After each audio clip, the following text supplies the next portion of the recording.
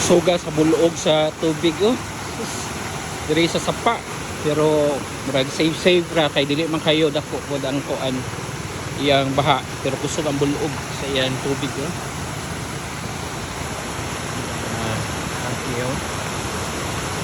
Tungod ni sa katong kusog kay nga uwan atong gabi eh. Yan nasad ni siya diri sa atbang. Nasa guys so kusog-kusog pod iyang bulog sa tubig.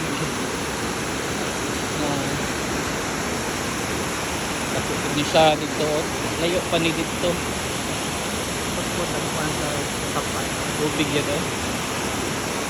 Grabe may na lang ni kay murag ni hupay-hupay na ang kuan iyahang kakusgon kay kuan man murag di wala na kay nag-uwan man karon. Ato ta guys hamo kuan ta dito sa dol-dol kay para makita nato ang lugar, kita nato ang area. Kusog-kusog yun ang iyang bulog sa tubig. Kusog yun. Taytayan na siya.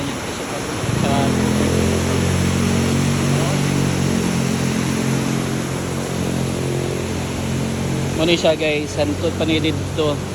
Lapos dito sa kuan Guadalupe. So Guadalupe ni siya padong ani siya guys. Iyang bulog sa tubig. Kusog-kusog pa dahil.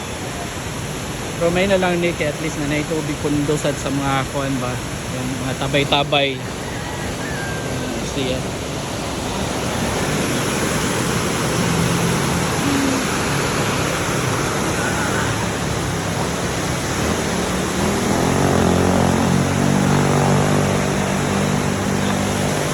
Grabe yan sa tubig sa pa.